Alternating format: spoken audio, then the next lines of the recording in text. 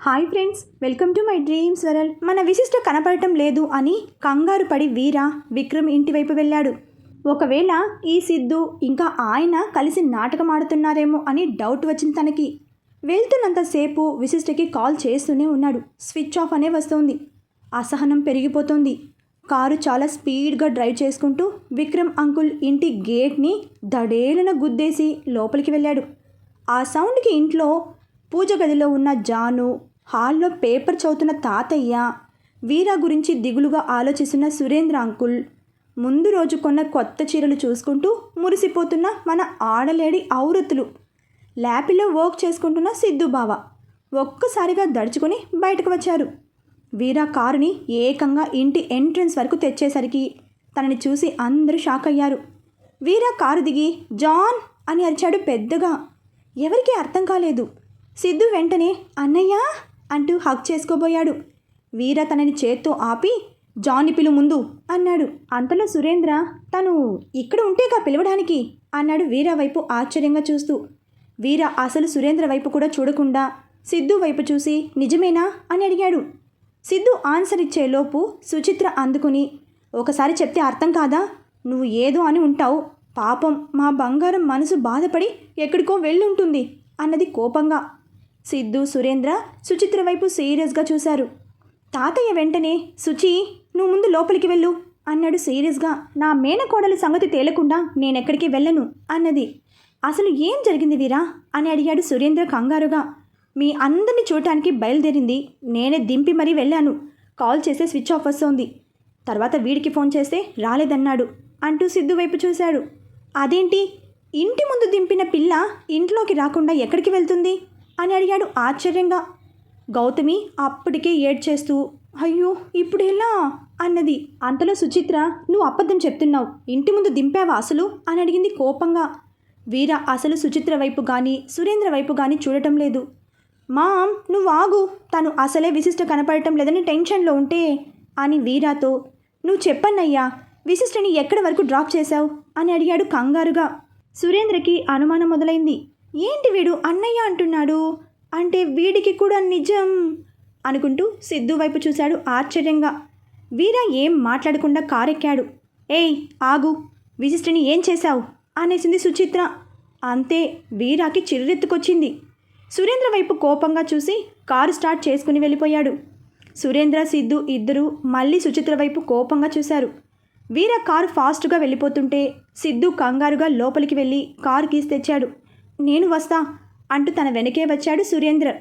తాతయ్య కూడా నేను కూడా అంటూ కారెక్కేశాడు.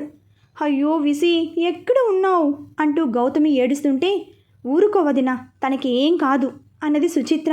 అవును చూడు, ఇంకో గంటలో నా మనవడు ఎక్కడ ఉన్నా విశిష్టని తీసుకొస్తాడు, ఊరుకో అంటూ ఓదార్చింది జాను. సిద్ధు ఫాస్ట్గా డ్రైవ్ చేస్తూ వీరా కారుకి అడ్డంగా ఆపాడు. వీరా సడన్ బ్రేక్ వేసి ఆపాడు. సిద్ధు ఫాస్ట్గా దిగి వీరాని హక్ చేసుకుని ఏడ్చేశాడు. వీరా మాత్రం విశిష్ట గురించి తప్ప ఇంకేం ఆలోచించే పొజిషన్లో లేడు. అంతలో సురేంద్ర సిద్ధు నీకు అంటూ ఆగాడు. సిద్ధు వీరాని వదిలి కళ్ళు తుడుచుకుంటూ హా డాడ్, తనే రామ్, నాకు తెలుసు అన్నాడు. సురేంద్ర కూడా ఆగలేక వీరాని దగ్గరకు తీసుకున్నాడు. రామ్ అంటూ నుదుటిన ముద్దు పెట్టి తన వైపే చూస్తున్నాడు. వీరా వాళ్ళిద్దరి వైపు ఏ ఫీలింగ్స్ బయటకు రానివ్వకుండా చూసి కారు దగ్గరకు వెళ్ళాడు. నేను నీతో వస్తాను రామ్ అంటూ తన దగ్గరకు వెళ్ళాడు సిద్ధు. వీరా, నా పేరు వీరా, రామ్ కాదు అంటూ వేలు చూపించి కారెక్కాడు. సిద్ధు నిమిషం ఆలస్యం చేయకుండా వెంటనే తన పక్క సీట్లో కూర్చుని సురేంద్ర వైపు చూసి, డాడ్ నువ్వు తాతయ్య ఇంటికి వెళ్ళండి, విశిష్టని మేము తీసుకొస్తాం అన్నాడు. సురేంద్ర వీరా ఉన్న వైపు వచ్చి, నువ్వు వీరావైనా రామ్వైనా నాకు కొడుకువి. నువ్వు ఆ రోజు ఫోన్లో అలా మాట్లాడిన దగ్గర నుంచి నాకు ఎలా రియాక్ట్ అవ్వాలో అర్థం కావడం లేదు. ముందు విసిని క్షేమంగా తీసుకురా, తర్వాత అన్నీ మాట్లాడుకుందాం అన్నాడు వీర తల నిమురుతూ. వీర ఏం మాట్లాడకుండా కామ్గా కారు స్టార్ట్ చేశాడు. మనవడు నువ్వు మాఫియా అయినా ఇంటర్నేషనల్ డాన్ అయినా మాకోకే. మీ నాన్నని చూడు, నీకోసం ఎంతలా ఆరాటపడుతున్నాడో. అంతెందుకు, విసి 2 గంటల నుంచి కనపడటం లేదని అంతలా తన కోసం, మీ బేబీ కోసం ఇంతలా ఆరాటంతో టెన్షన్ పడుతున్నావే. మరి అదే నిన్ను ఎదురుగా పెట్టుకుని మీ అమ్మకి కేవలం నువ్వు చెప్పొద్దు అన్నావని ఆ ఒక్క కారణంతో ఆగాడు మీ నాన్న. అంటే నీదేనా ప్రేమ, తనది కాదా అన్నాడు బాధగా. వీర కారు పోనిచ్చాడు మాపే మొహంతో. సిద్ధు చూపు తిప్పకుండా వీరానే చూస్తున్నాడు. విలియమ్స్ నుంచి కాల్ రావడం చూసి వీర లిఫ్ట్ చేసి ఇక్కడ లేదు అన్నాడు బాధగా. షీట్, మరి ఏమైనట్టు అన్నాడు సీరియస్గా. నాకు అది అర్థం కావడం లేదు. నేను ఇంటికి కొంచెం దూరంలోనే ఆపాను, జస్ట్ 3 minutes వాక్, ఈలోపే అన్నాడు బాధగా. అది కాదు, లొకేషన్ ట్రేస్ చేశావా అని అడిగాడు విలియమ్స్. హా, తన రింగ్ బ్యాగ్లో మర్చిపోయింది. అరే అవునా, సరే నేను తన ఫోన్ ట్రేస్ చేయిస్తా అన్నాడు. కానీ అది స్విచ్ ఆఫ్ వస్తుంది, లాస్ట్ సిగ్నల్ ఎక్కడ చూపిస్తుందో చెక్ చేయి అన్నాడు వీర సీరియస్గా. హా ఓకే, 2 నిమిషాల్లో కాల్ చేస్తా అంటూ కాల్ కట్ చేశాడు. అన్నయ్య, ఇలా అంటున్నా అని మరోలా అనుకోకు. నీ ఫీల్డ్లో నీకు చాలామంది శత్రువులు ఉంటారు కదా, వీళ్ళలో ఎవరైనా విశిష్టుని కిడ్నాప్ చేశారేమో అన్నాడు. అది విని వీరాకి వెంటనే నటాషా అండ్ కో గుర్తొచ్చారు. అంతే, కారుని త్రినాథ్ ఇంటివైపు పోనిచ్చాడు. విలియమ్స్ కాల్ చేసి లాస్ట్ సిగ్నల్ విశిష్ట వాళ్ళ ఇల్లు చూపిస్తుందని చెప్పాడు. నేను ఆ త్రినాథ్ దగ్గరకు వెళ్తున్నాను అని చెప్పి కాల్ కట్ చేశాడు వీర. త్రినాథ్ ఇంటికి తాళం వేసింది, వాచ్మెన్ కూడా లేడు. వీర వెంటనే త్రినాథ్ నెంబర్కి కాల్ చేశాడు. అవుట్ ఆఫ్ కవరేజ్ ఏరియా అని రావడంతో వెంటనే నటాషా నెంబర్కి చేశాడు. వీర నెంబర్ నటాషా దగ్గర లేకపోవడంతో లిఫ్ట్ చేసి హలో ఎవరు అని అడిగింది నార్మల్ వాయిస్తో. జాన్ని కిడ్నాప్ చేశావా అంటూ సూటిగా అడిగాడు. వీరా వాయిస్ గుర్తుపెట్టి వెంటనే నువ్వా, ఏం మాట్లాడుతున్నావో అర్థమవుతోందా అని అడిగింది కోపంగా. మర్యాదగా చెప్పు, జాన్ నీ దగ్గర కానీ ఆ సంతోష్ దగ్గర కానీ ఉందా అని అడిగాడు. సిద్ధు అది విని వెంటనే సంతోష్ నెంబర్కి కాల్ చేశాడు. నా దగ్గర అయితే లేదు, ఇంకెవరి దగ్గరైనా ఉంటే మాత్రం నాకు పిచ్చ హ్యాపీ అంటూ కాల్ కట్ చేసింది. సిద్ధు ఫోన్ నెంబర్ చూసి సంతోష్ వీడేంటి నాకు ఫోన్ చేస్తున్నాడు అనుకుంటూ లిఫ్ట్ చేశాడు. సిద్ధు స్పీకర్ ఆన్ చేసి మా విశిష్టని మర్యాదగా మాకు అప్పగించు, లేకపోతే ఎందుకు పుట్టానా అనేలా కొడతాడు వీరా అన్నాడు సీరియస్గా. హలో సిద్ధు, కొంచెం తట్టుకో, ముందు 2 విషయాలు తెలుసుకో. 1, ఫోన్ చేసినప్పుడు విషయం ఇది అని చెప్పడం. 2, విశిష్ట అయితే నా దగ్గర లేదు అన్నాడు సంతు. ఆహా అలాగా, నీకు మా అన్ననే కరెక్ట్ అంటూ ఫోన్ వీరాకిచ్చాడు. రేయ్ అని వీరా వాయిస్ వినేసరికి సంతుకి తెలియకుండానే షివరింగ్ మొదలైంది. జాన్ ఎక్కడా, జాన్ ఎవరు అని అడిగాడు భయపడుతూనే. కానీ భయాన్ని లోపలే దాచాడు. నా సంగతి నీకు బాగా తెలుసు, మర్యాదగా చెప్పు, జాన్ ఎక్కడా అంటూ వాయిస్ పెంచాడు. సంతు ఏదో చెప్పే లోపే అక్కడికి వచ్చిన రంగు అంకుల్ ఎవడ్రా ఫోన్లో, కాళ్ళు ఎందుకు అలా వణుకుతున్నాయి అని అడిగాడు ఆశ్చర్యంగా. సంతు ఫోన్ రంగు చేతికిచ్చాడు. హలో ఎవరు మాట్లాడేది అని అడిగాడు రంగు అంకుల్. నీ మొగుడిని బే అని వినపడి రంగు అంకుల్కి అవతల వీరా అని అర్థమైంది. వెంటనే నువ్వా అని అడిగాడు ఆశ్చర్యంగా. ఏ ముసలోడా, మర్యాదగా నా జాన్ని అప్పగించండి, లేకపోతే ఈ వీరాలోని విలనిజాన్ని చూస్తారు అన్నాడు. అది విని రంగు అంకుల్ ఫోన్కి చెయ్యడ్డు పెట్టి ఏరా గన్నాయి, కొంపతీసి ఆ పిల్లని నాకు తెలియకుండా మళ్ళీ ఎత్తుకొచ్చి చచ్చావా అని అడిగాడు కోపంగా చూస్తూ. అబ్బా డాడ్, ఒకసారి తెచ్చినందుకే వాడి చేతిలో చచ్చి బతికా, అయినా ఆ పిల్ల ప్రెగ్నెంట్, అసలు కిడ్నాప్ ఆలోచనే లేదు అన్నాడు. రంగు అంకుల్ ఓకే అంటూ చెయ్యి తీసి చూడు బాబు వీరా, మా సుంట అయితే నీ భార్యని తీసుకురాలేదు, ఇంకపోతే నీకు ఒక ముఖ్యమైన విషయం చెప్పాలి. నువ్వంటే విశిష్ట ఇంట్లో ఎవ్వరికీ ఇష్టం ఉండదు, కాబట్టి వాళ్ళ తనని దాచి నీ దృష్టి మా మీదకు షిఫ్ట్ చేశారనిపిస్తోంది అన్నాడు. అది విని సిద్ధు నోరు అదుపులో పెట్టుకో రంగనాథ్ అన్నాడు కోపంగా. రంగు అంకుల్కి అర్థం కాలేదు. నెంబర్ చూశాడు. సిద్ధు అని చూసి ఓహో నువ్వు పక్కనే ఉన్నావా, ఇంకా మంచిది. ఆ విక్రమ్ సంగతి కుర్ర కుంకలు మీకు తెలియదు, తనకి నచ్చకపోతే నేలలో తొక్కేసే రకం వాడు అనగానే షటప్ యూ బ్లడీ, మా మావయ్య గురించి అలా చెప్పడానికి ఎంత ధైర్యం నీకు అని అరిచాడు సిద్ధు. రంగు అంకుల్ ఇదే అదును అనుకుని వీరా అసలు నువ్వు ఎవరో తెలుసా, ఆ సురేంద్రకి పెద్ద కొడుకువి, నీ పేరు శ్రీరామ్, నిన్ను పెంచాడే ఆ తాగుబోతు, ఒకప్పుడు మీ ఇంటి డ్రైవర్, వాడే నిన్ను కిడ్నాప్ చేసింది. అఫ్కోర్స్ అందులో నా హస్తం కూడా ఉందనుకో, కాకపోతే ఓ 20 లక్షలు నొక్కేద్దామనేది నా ప్లాన్, వింటున్నావా అని అడిగాడు డౌట్ వచ్చి. పక్కన ఉన్న సంతు ఫోన్ లాక్కుని కట్ చేసి, డాడీ నీకేమైనా పిచ్చా అని అరిచాడు. యువతల సిద్ధు, చూసావా అన్నయ్య వాడి వేషాలు, వీళ్ళే విసిని కిడ్నాప్ చేశారేమో, అది దాయడానికి రామ్ సంగతి తీసుకొచ్చాడు అన్నాడు. తీసుకెళ్ళింది వాళ్ళు కాదు అన్నాడు సీరియస్గా. మరి అన్నాడు సిద్ధు ఆశ్చర్యంగా. పద అంటూ వీర కారు స్టార్ట్ చేశాడు. ఇద్దరు అరగంటలో విలియమ్స్ దగ్గరికి వెళ్ళారు. విలియమ్స్ వీర పక్కన సిద్ధుని చూసి, ఇతనేంటి ఇక్కడ అనుకున్నాడు. అది చూసి సిద్ధు, ఇంక నుంచి నేను మా అన్నతోనే ఉంటాను అన్నాడు సీరియస్గా. అన్నా అంటూ ఆశ్చర్యంగా నోరు తెరిచాడు విలియమ్స్. అబ్బా మరి అంత యాక్ట్ చేయకు, తనే రామ్ అని నీకు తెలియదా అంటూ కోపంగా చూశాడు. తెలిస్తే అయితే ఏంటి ఇప్పుడు అన్నాడు విలియమ్స్ ఎగాదిగా చూస్తూ. ఏంటా, మా అన్నయ్యని మాఫియాలోకి తీసుకెళ్ళింది నువ్వు, నీ వలనే విశిష్ట కిడ్నాప్ అయ్యింది అన్నాడు సిద్ధు. ఆపండి ఇద్దరు, నాకు అసలే జాన్ కనపడక పిచ్చి లేస్తోంది అంటూ విలియమ్స్ వైపు చూసి, నిన్న ఫంక్షన్కి ఆ రితేష్ వచ్చాడా అని అడిగాడు. వచ్చాడు. అయితే నాకు నిన్నటి సీసీ కెమెరా ఫుటేజ్ కావాలి, రెహమాన్ గెస్ట్ హౌస్ది అన్నాడు. అది విని విలియమ్స్, సరే పదా అంటూ ముందు నడుస్తుంటే వీరాని దాటుకుని సిద్ధు ముందుకు వచ్చి, విశిష్టకి చిన్న దెబ్బ తగిలినా నీ అంతు చూస్తా అన్నాడు విలియమ్స్తో. Are you out of mind అని అడిగాడు విలియమ్స్ విసుక్కుంటూ. సిద్ధు అంటూ కోపంగా చూశాడు వీర. నువ్వు ఆగన్నయ్యా, ఇవాళ ఈ విలియం సంగతి తేల్చాల్సిందే. విలియమ్స్ తల కొట్టుకుంటూ కారెక్కాడు. సిద్ధు డ్రైవ్ చేస్తూ మిర్రర్లో నుండి విలియమ్స్ని గుర్రుగా చూస్తున్నాడు. ఏమైంది, ఈ సిద్ధు నన్నెందుకు పాయింట్అవుట్ చేస్తున్నాడు అనుకుంటూ, అంటే విశిష్టని ఆ రితీష్ తీసుకెళ్ళి ఉంటాడా అని అడిగాడు వీర వైపు చూస్తూ. ముందు ఆ ఫుటేజ్ చూడని అన్నాడు వీర సీరియస్గా. అరగంటలో రెహమాన్ గెస్ట్ హౌస్లో ఉన్నారు. ముగ్గురు డైరెక్ట్గా సెక్యూరిటీ రూమ్కి వెళ్ళారు. వీర సిస్టమ్ ముందు కూర్చుని ముందు రోజు ఫుటేజ్ ఓపెన్ చేశాడు. తాను విశిష్ట రావడం దగ్గర నుంచి రితేష్ తననే కోపంగా చూడటం, తర్వాత వాళ్ళు స్విమ్మింగ్ పూల్ వైపు వెళ్ళడం వరకు అంతా చాలా స్పష్టంగా రికార్డ్ అయింది. అది చూసి సిద్ధు, ఇట్స్ కన్ఫామ్ ఇది వీడి పనే అన్నాడు సీరియస్గా. స్విమ్మింగ్ పూల్ దగ్గర సీసీ కెమెరాలు ఉండవు కదా అని అడిగాడు. విలియమ్స్ అవును అన్నట్లుగా తల ఊపాడు. వీర వెంటనే రెహమాన్కి ఫోన్ చేశాడు.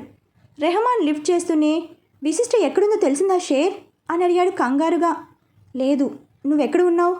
పని మీద బయటకు వచ్చాను, నేను నీ గెస్ట్ హౌస్లో ఉన్నాను, వెంటనే రా అంటూ ఫోన్ కట్ చేశాడు వీర. రండి రండి, మన విసి బంగారం ఎక్కడుందో ఏం చేస్తుందో చూద్దాం. నెమ్మదిగా కళ్ళు తెరిచింది విశిష్ట. లేచి కూర్చుని చుట్టూ చూసింది. అదొక పెద్ద రూమ్. తను బెడ్ మీద ఉంది. ఏసీ ఆన్ చేసింది. టీవీ, ఫ్రిడ్జ్ కూడా ఉన్నాయి. జరిగింది గుర్తుకు తెచ్చుకోవడానికి ట్రై చేసింది. వీర తనని డ్రాప్ చేసి వెళ్ళగానే తన పక్కనే ఎవరో కార్ ఆపి తన ముక్కుకి కర్చీఫ్ పెట్టారు. అంతే. పైకి లేచి బెడ్ దిగి, ఓరి నాయను, ముచ్చటగా మూడోసారి కిడ్నాప్ అయ్యానా అనుకుంటూ తల కొట్టుకుంది. మరి డాన్ అంటూ చేతివేలు వైపు చూసింది. ఓ షిట్, రింగు హ్యాండ్ బ్యాగ్లో మొన్న వేశా కదా. అవును, నాతో హ్యాండ్ బ్యాగ్ కూడా ఉందా, మరి నా ఫోన్ అంటూ చుట్టూ చూసి, ఓసి పిచ్చి జాన్, నువ్వు కిడ్నాప్ అయ్యావు అంటే నీతో పాటు నీ ఫోన్, హ్యాండ్ బ్యాగ్ కూడా కిడ్నాప్ అయ్యాయి. No problem. నా డాన్ ఈ పాటికి తన ట్రాకింగ్ చెక్ చేసి లొకేషన్ ట్రేస్ చేసే ఉంటాడు. కాసేపట్లో వస్తాడు.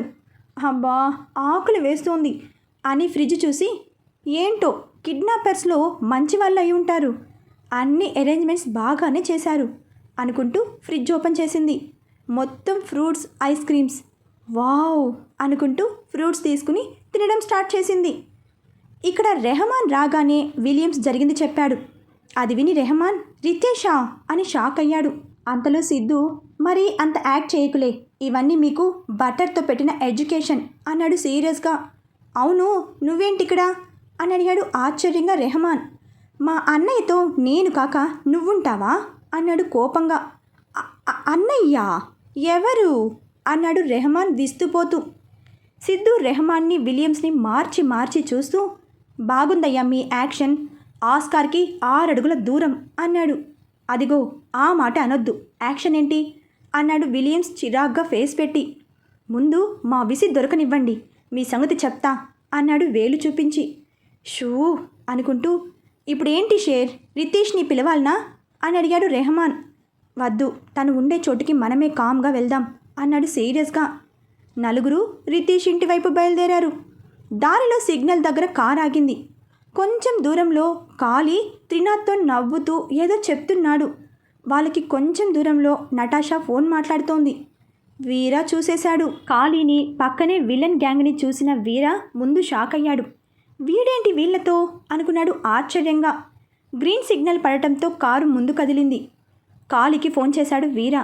కాళీ వీరా నెంబర్ చూసి పక్కకి వచ్చి లిఫ్ట్ చేశాడు. చెప్పు వీరా అన్నాడు నవ్వుతూ. ఎక్కడ ఉన్నావురా అని అడిగాడు చాలా సీరియస్ వాయిస్తో. సుమా నేను షాపింగ్కి వచ్చాంరా అంటూ తడుముకోకుండా అబద్ధం చెప్పాడు. ఎక్కడా అని అడిగాడు. అది మరి మా రిలేటివ్స్కి తెలిసిన షాప్, చాలా దూరంలే అన్నాడు. హో, జాన్ కనిపించడం లేదు అన్నాడు సీరియస్గా. ఏంటి అని అడిగాడు ఆశ్చర్యంగా కంగారుగా. మార్నింగ్ తనని ఎవరు కిడ్నాప్ చేశాడు. ఏమంటున్నావు వీరా? విశిష్టని కిడ్నాప్ ఏంటి అన్నాడు. వీరా ఏదో చెప్పేలోపు కాళీ ఫోన్ కట్ అయింది. వీరా మళ్ళీ చేస్తుంటే కలవలేదు. కాళీ పక్కకి వచ్చి మాట్లాడుతున్నప్పుడు బైక్ వల్ల ఒకడు చూసుకోకుండా డాష్ ఇవ్వడంతో ఫోన్ ఎగిరి అవతల పడింది. రే నీ అయ్యా, కళ్ళు దొబ్బాయ్యా బే అంటూ తిట్టి ఫోన్ చూశాడు. డిస్ప్లే పోయింది. ఓరిని, ఇప్పుడెలా? అవును, విశిష్టని కిడ్నాప్ అంటాడేంటి అనుకుంటూ నటాషా వైపు చూశాడు. తను ఎవరితో నవ్వుతూ ఫోన్ మాట్లాడుతోంది. కొంపదీసి ఈ దెయ్యం మొహం కానీ కిడ్నాప్ చేయలేదు కదా అనుకుంటూ తన వైపు వెళ్ళాడు. మేడం, మా విశిష్టని కిడ్నాప్ చేశారా అని అడిగాడు కోపం అణుచుకుంటూ. అది విని నటాషా ఫోన్ కట్ చేసి నేనెందుకు చేశాను అని అడిగింది కోపంగా. త్రినాథ్ వాళ్ళ దగ్గరికి వచ్చి ఏమైంది అని అడిగాడు. విశిష్ట కనపడటం లేదని వీరా ఫోన్ చేశాడు, మీరేమైనా తనని అంటూ ఇద్దరిని మార్చి చూశాడు సీరియస్గా. ఏంటా చూపు? నువ్వు వాళ్ళ మీద కోపంతోనే కదా మాతో చేతులు కలిపావు, మళ్ళీ ఎందుకు ఫీల్ అవుతున్నావు అని అడిగింది నటాషా సీరియస్గా. మేడం, నా కోపం వీరా మీద, విశిష్ట మీద కాదు. అందులోనూ తను ప్రెగ్నెంట్. ఒకవేళ తనని కిడ్నాప్ చేస్తే మాత్రం దయచేసి వదిలేయండి ప్లీజ్ అన్నాడు. కాళీ, మేము తనని తీసుకురాలేదు, అందులో ఆ పిల్ల ప్రెగ్నెంట్ అన్నాడు సీరియస్గా. త్రినాథ్ అంకుల్ చెప్తూనే ఉన్నాడు నీ గురించి యాక్టింగ్ అని, చెప్తా నీ పని అని మనసులో అనుకుంటూ, అది కాదు కాళీ, ఒకవేళ నిజంగా కిడ్నాప్ చేస్తే నీతో చెప్తాం కదా అన్నది నటాషా నార్మల్ వాయిస్తో. సరే, ఆ సంతోష్కి కాల్ చేయండి, తను ఏమైనా మీకు తెలియకుండా ప్లాన్ చేశాడేమో అన్నాడు. నో వే, తను చేయలేదు, నాకు ఇన్ఫామ్ చేయకుండా అలా అస్సలు చేయడు అన్నది చాలా నమ్మకంగా. మీరైతే చేయరాదా మేడం ఓసారి అంటూ ఎగాదిగా చూశాడు కాళీ. షూ అనుకుంటూ కాల్ చేసే లోపే సంతోష్ కాలింగ్ అని వచ్చింది. అదిగో తనే చేస్తున్నాడు అంటూ లిఫ్ట్ చేసింది. స్పీకర్ ఆన్ చేయండి అన్నాడు కాళీ. నటాషా స్పీకర్ ఆన్ చేయగానే అవతల నుంచి సంతోష్, నటాషా గారు, ఆ విశిష్టని ఎవరో కిడ్నాప్ చేశారంట అంటూ సంబరంగా ఎగ్గేసుకుంటూ చెప్పాడు. కాళీకి ఒళ్ళు మండింది. నటాషా వెంటనే ఇప్పుడే కాళీ చెప్పాడు అన్నది. ఓ, వాడు అక్కడే అంటూ ఏదో వాగబోతుంటే నటాషా, సంతోష్ ఇదిగో కాళీనితో ఏదో మాట్లాడతాడంట అంటూ కాళీకి ఫోన్ ఇచ్చి మాట్లాడు అన్నది సీరియస్గా. సార్, మీరు నిజమే చెప్తున్నారు కదా అని అడిగాడు. దేని గురించి అంటూ ఆశ్చర్యపోయాడు. అదే, మా విశిష్టని మీరైతే కిడ్నాప్ చేయలేదు కదా అన్నాడు. అరే, ఏం మాట్లాడుతున్నావు నువ్వు, నాకేం పని అని అడిగాడు విసుక్కుంటూ. సరే, మీ మాట నమ్ముతున్నా అంటూ ఫోన్ నటాషాకిచ్చాడు. ఇక్కడ రితేష్ ఇంటి ముందు కారు ఆగింది. వీరా, సిద్ధు, రెహమాన్, విలియమ్స్ నలుగురు దిగి లోపలికి వెళ్ళారు. సెక్యూరిటీ గార్డ్ ఆపి వాళ్ళని డీటెయిల్స్ అడిగాడు. విలియమ్స్, చల్ సాలే, రెహమాన్ బాయ్ వచ్చాడని చెప్పు పో అన్నాడు. అతను, అసలు మీరు ఎవరి కోసం వచ్చారు అని అడిగాడు. రితేష్ కోసం అనగానే, రితేష్ సార్ లేరు, బెంగళూరు వెళ్ళారు అన్నాడు. నిన్న నైట్ కూడా ఇక్కడే ఉన్నాడుగా, అంతలోనే ఎలా వెళ్ళాడు అని అడిగాడు కోపంగా. వీరాకి అప్పటికే సహనం చచ్చిపోయింది. ఆ సెక్యూరిటీ గార్డ్ మొహం మీద ఒక్కటి పీకి అతన్ని పక్కకి తోసి తను లోపలికి వెళ్ళాడు. ముగ్గురు తన వెనకే వెళ్ళారు. ఆ సెక్యూరిటీ గార్డ్ తేరుకుని లోపలికి పరిగెత్తాడు. ఆ సరికే మనోళ్ళు హాల్లోకి వెళ్ళిపోయారు. రే రితేష్ అని అరిచాడు వీరా. లోపల నుండి ఒక 50 సంవత్సరాల ఆవిడ బయటకు వచ్చి రెహమాన్ని గుర్తుపెట్టి, బాయ్ మీరా రండి అన్నది నవ్వుతూ. ఆవిడ రితేష్ వాళ్ళ అమ్మ. రితేష్ని పిలవండి అన్నాడు విలియమ్స్. తను మార్నింగ్ బెంగళూరు వెళ్ళాడు అన్నది. ఏయ్, నాటకాలు ఆపు అంటూ అన్ని రూమ్స్ చెక్ చేస్తూ పైకి వెళ్తుంటే ఆమె ఆశ్చర్యంగా, ఏం జరిగింది రెహమాన్ బాయ్, ఎవరితను అలా వెళ్ళిపోతున్నాడు ఏంటి అని అడిగింది. నిజం చెప్పు దీదీ, వాడు నిజంగా బెంగళూరు వెళ్ళాడా అని అడిగాడు రెహమాన్. అబద్ధం చెప్పాల్సిన అవసరం లేదు. తన ఫ్రెండ్ పెళ్ళి అని వెళ్ళాడు. పైన వీరా సిద్ధు అన్ని రూమ్స్ తిరిగారు. రితేష్ ఎక్కడ కనిపించలేదు. వీరా కిందకి వచ్చి, విలియమ్స్, ఈమెను తీసుకెళ్దాం, వాడే వస్తాడు అంటూ ఆమెను బరబరా లాక్కెళ్తుంటే పని వాళ్ళందరూ అడ్డుపడ్డారు. వీరా ఆమెని పట్టుకోమని సిద్ధుకి చెప్పి వాళ్ళందరినీ ఉతికి ఆరేశాడు 6 నిమిషాల్లో. అందరూ వీరా దెబ్బలకి తాళలేక దారి వదిలారు. కంగారు పడుతున్న ఆమెతో సిద్ధు, భయపడకండి ఆంటీ, దీన్నే కిడ్నాప్ అంటారని నాకు ఇప్పుడే అర్థమైంది. మిమ్మల్ని ఏమీ చెయ్యం అంటూ ఆమెను జాగ్రత్తగా తీసుకొచ్చి కారులో కూర్చోబెట్టాడు. తర్వాత తను ఆమె పక్కనే కూర్చుని విలియమ్స్ వైపు చూసి, నువ్వు చేయి డ్రైవింగ్ అన్నాడు. రెహమాన్ వెనక ఎక్కగానే ఆమె ఏడుస్తూ, అసలు ఏం జరిగింది బాయ్ అని అడిగింది. రెహమాన్ చెప్పబోతుంటే సిద్ధు, నువ్వు నీ పెర్ఫార్మెన్స్ ఇంకా ఆపు, నేను చెప్తా అంటూ ఆమె వైపు చూసి, ఏం లేదాంటీ, తను మా అన్నయ్య వీరా చిన్నప్పుడు తప్పిపోయి అని చెప్తుంటే, ఇప్పుడు ఆవిడికి మీ ఫ్యామిలీ హిస్టరీ అవసరమా అని అడిగాడు వెనక్కి తిరిగి. నువ్వేంటో ఈ రెహమాన్ ఏంటో అందరికీ తెలియాలిగా మరి, అందుకే చెప్తున్నా అంటూ కోపంగా చూసి ఆమె వైపు నవ్వుతూ చూస్తూ, మా అన్నయ్య పేరు రామ్ అనగానే, వీరా అన్నావుగా అని అడిగింది ఆమె అమాయకంగా. తన ఒరిజినల్ నేమ్ రామ్ బట్ అంటూ వీరాతో, అవునరా అన్నయ్య, వీరా అని ఎవరు పెట్టారు నీకు అని అడిగాడు ఆశ్చర్యంగా. రే చుప్ అంటూ ఆమె వైపు చూసి, నీ కొడుకు నా భార్యని కిడ్నాప్ చేశాడు, అదే నిజమైతే నా కొడుక్కి ఇవాళ్టితో భూమి మీద నూకులు చెల్లిపోయాయి అన్నాడు వీరా కోపంగా. అనుకుంటూనే ఉన్నా వాడు ఇలాంటిది ఏదో చేస్తాడని. మీతో చేరాక ఆ డ్రగ్స్ వదిలేసి బాగుపడతాడనుకుంటే ఇదేం పోయే కాలం మా వెదవికి అంటూ ఏడుస్తుంటే, ఇదిగో ఆంటీ, మీరు పొరపడుతున్నారు. ఈ రెహమాన్ విలియమ్స్తో చేరాక మీ అబ్బాయి ఇంకా అంటూ ఏదో చెప్పబోతుంటే వీరా వెనక్కి తిరిగి, సిద్ధు, నువ్వు కారు దిగు అన్నాడు. అంటూ తల అడ్డంగా ఊపాడు. కారు ఆపనా షేర్ అని అడిగాడు విలియమ్స్. ఇది మా అన్నయ్య కారు, ఇంకా చెప్పాలంటే నీకన్నా నాకే ఎక్కువ రైట్స్ ఉన్నాయి మా అన్న మీద, కారు మీద. నువ్వు ఎక్స్ట్రాలు తగ్గించు అన్నాడు సిద్ధు.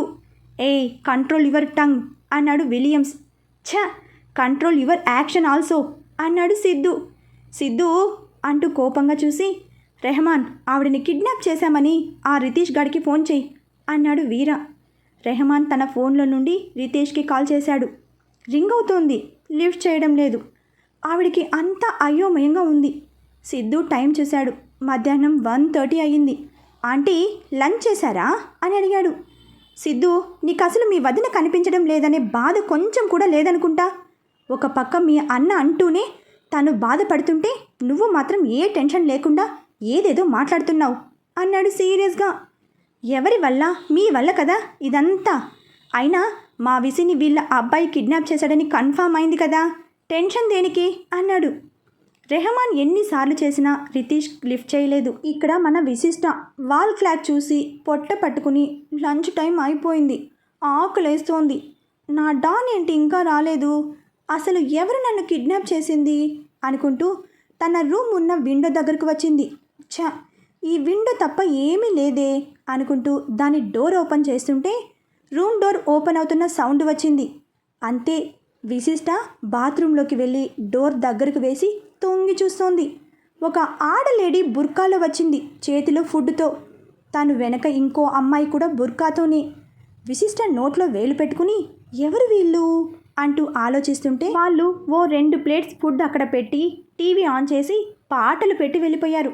వాళ్ళు వెళ్ళగానే విశిష్ట బయటకు వచ్చి, అవును, వచ్చింది ఆడపిల్లలే కదా, నేను ప్రెగ్నెంట్ అని చెప్తే జాలిపడి వెళ్ళిపోవడానికి హెల్ప్ చేసేవాళ్ళు కదా అనుకుంటూ నెత్తిన ఒకటి కొట్టుకుని, ఏంటో టైంకి ఐడియాలు రావు అనుకుంటూ ఫుడ్ దగ్గరికి వెళ్ళింది. అన్నీ తనకి ఇష్టమైన ఐటమ్స్, వావ్ అనుకుంటూ తినబోతుంటే వీరా గుర్తొచ్చాడు. అంతే, కళ్ళలో నీళ్లు తిరిగాయి. పాపం, నా కోసం వెతుకుతూ ఇంకా తిని ఉండడు అంటూ ప్లేట్ పక్కకి పెట్టేసింది. ఎక్కడ ఉన్నావు డాన్, తొందరగా రా, ఐ మిస్ యూ అనుకుంటూ ఏడుస్తూ బెడ్ మీద పడుకుంది. అసలు మన విసిని ఎవరు కిడ్నాప్ చేసి ఉంటారు?